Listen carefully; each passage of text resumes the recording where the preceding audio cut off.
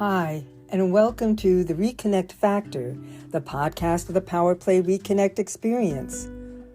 This is the place where you can rest your mind, play a little, and reconnect to your unique, authentic, and creative self. I'm your host, Ruth Haskins. I'm happy you can be with me today, and of course we have to start off in the place we always start, by me asking you what's going well for you today. And I want you to take a moment to think before you answer. Why? Because there is always something good. Something is going well for you today. But sometimes, you may have to focus to be able to find it.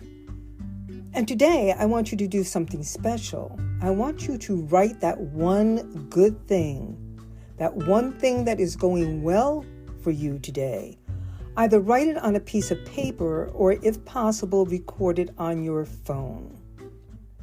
So let's begin. Today's topic, the invisible blanket. As we have been moving up the ladder of vibrational responses, we've covered shame, guilt, apathy, grief, and anger. And as usual, sometimes we have to go back down the ladder to be able to understand where these lower emotional vibrations are active in our life. So here we go. We're going to take that piece of paper or use your phone to record. And we're going to back down the ladder slowly, so be sure of your footing. Just one rung down, that's all. I want to share something with you that came to my attention this week. There were three different people, who had a similar experience and shared it with me. They went something like this. Oh my goodness, I wanted something so very, very much. I gave all of my energy toward my goal. I intentioned it, and my passion was just over the top.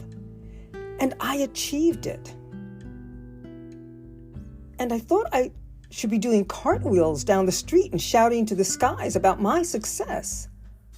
However, within 24 hours, I was completely depressed. I couldn't figure out what was happening.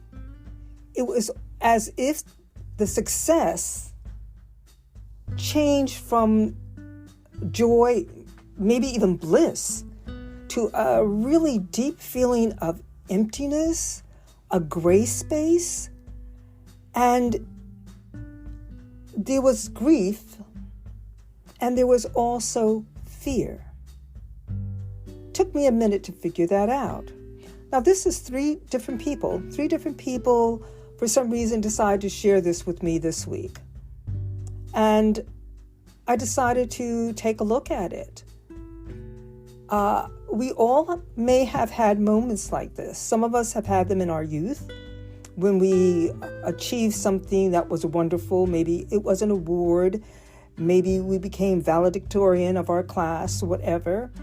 And then so often we have had this same experience, this extreme high that falls into this extreme low. And it doesn't make sense to us, and probably doesn't make sense to the people around us. And this is something that happens to adults as well, no matter how old you are.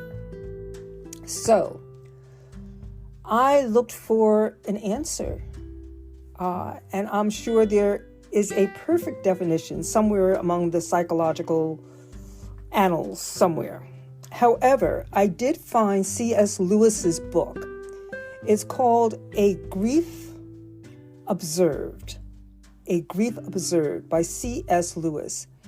And for me, it provided an understanding of this really strange turn of emotions.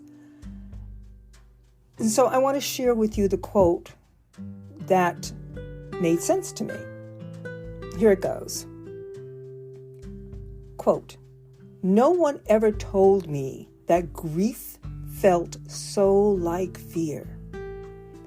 I'm not afraid, but the sensation is like being afraid. The same fluttering in the stomach, the same restlessness, the yawning. I keep on swallowing."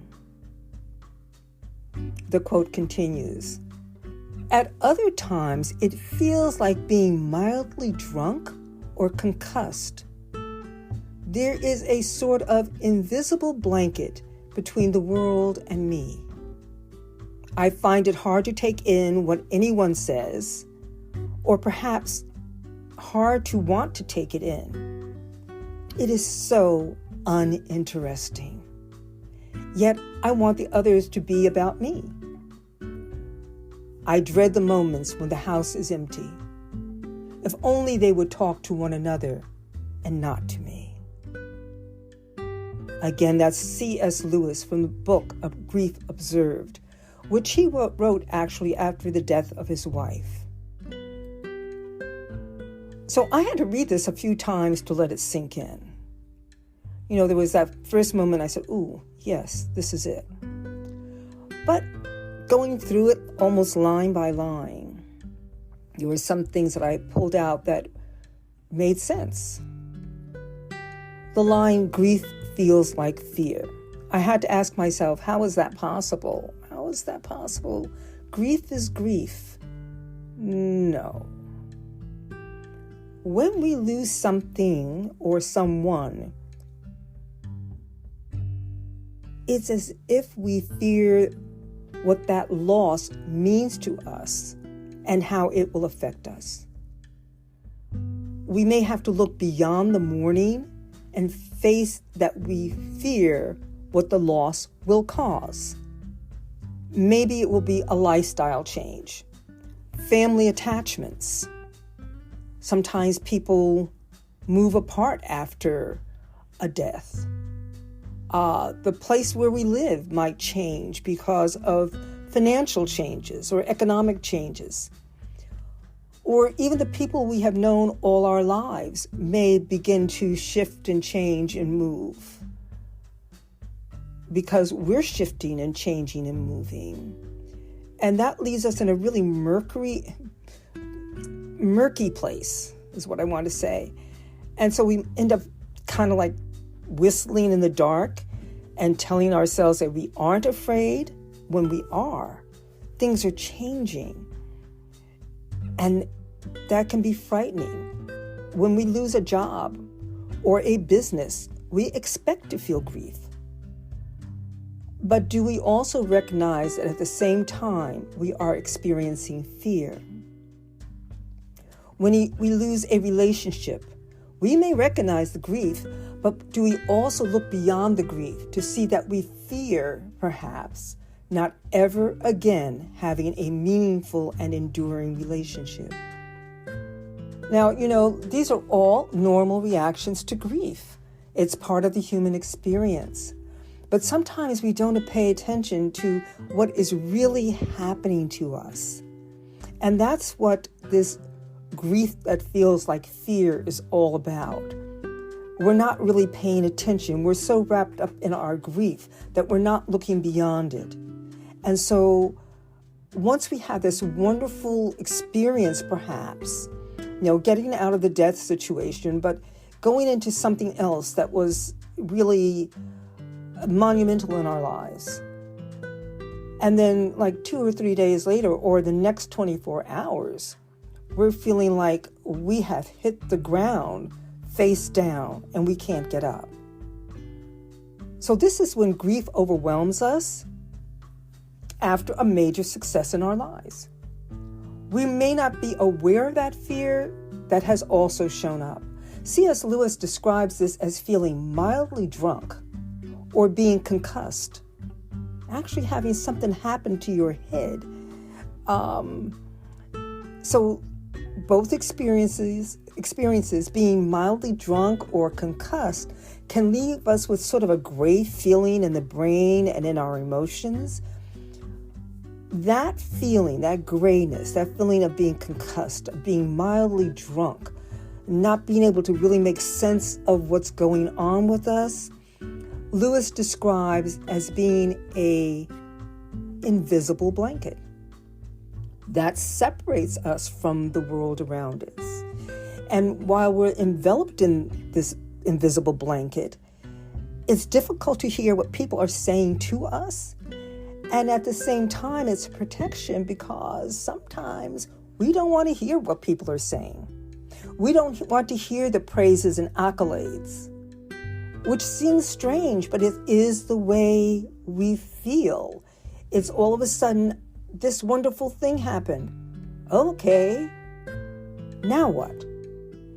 It's all too much to hear. So finally, as he says, we can't wait for the house to be empty. In other words, we need to shut down. So let's take hold of perhaps a practical example of joy followed by grief, hiding fear. Let's preface this next part by the well-known maxim, be careful what you pray for. So here's the scene. You have a huge project of monumental difficulty and importance at work. Everyone is saying it can't be done. But you do it. People are praising you, jumping up and down. You feel like doing cartwheels down the street. And hours later, that invisible blanket descends and surrounds you. It's a really odd feeling. But if it's happening to you, or if you've had it happen to you, don't doubt that it's real. So often in this society, we're told to ignore how we feel. It's a very real thing. I've experienced it. And sometimes our successes reveal what it is that we want, why we fueled our efforts with so much passion and intention. However, hey, be careful what you pray for. That revelation may leave us emotionally floored.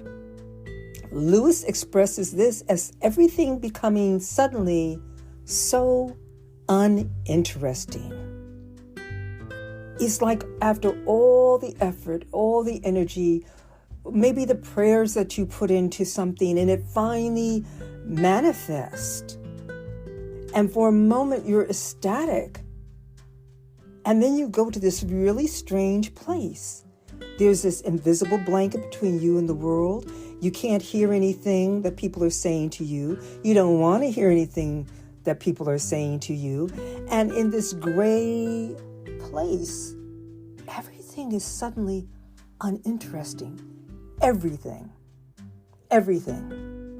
is suddenly uninteresting. So this is what is so strange, and what was the unifying factor for everyone that I spoke to this week about having this experience. It's this disinterest that can make it hard to get out of bed. Literally, success left people flat on their backs in bed, not able to move. Perhaps that monumental project that you worked out so powerfully and successfully brought greater responsibility. And I know for a couple of these people, it did. It brought great responsibility. They hadn't seen that. So even though they had done what they wanted to do, they were suddenly confronted with another reality. You know, this is the moment after that great accomplishment when grief shows up for two reasons. First, the thing is done. It's over, complete, and it's finished. There's nothing more to do to accomplishing that particular objective. And second, the big question is, what's next? Or can I do it again? Or can I handle the responsibility that this success that I prayed for, poured my effort, intention, and passion into, can I ever do it again? There is a moment of grief. When the success we seek is realized, we have that moment of intense joy and bliss, no doubt about it. Then we feel that invisible blanket that dulls our hearing. We can't hear what is being said. We don't want to hear what's being said because we are grieving, really, for a moment that can never be experienced again. And beneath the grief, we fear there will never be such a moment again. So now, if you have that piece of paper or your phone to record with, if you're able to, take a few minutes to look into your life, to recognize if you have ever experienced this strange reaction of a success that has changed from joy to grief, feeling like fear. Then there's one more thing I want you to do. Find a way to reconnect to it.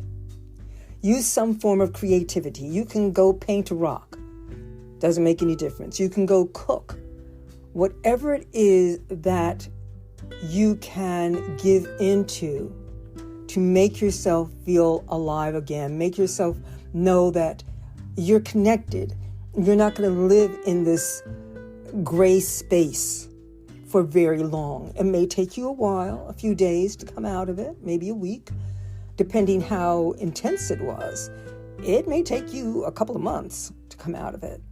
But any creative activity will help you begin to bridge that gap, to let go of that blanket, that invisible blanket that seems to have you not even cocooned. Cocooned would be safety. This is just like a veil that's become between not only you and the world, but you and yourself. And you need to reconnect to yourself. So my suggestion is always make it simple. Like I said, baking. If you're a carpenter, you like to do woodworking, go build something. It doesn't have to be perfect. Write badly, paint badly, sing badly, or maybe you'll create something wonderful. But the object is to see what you can learn and reconnect to yourself. More than just a thought.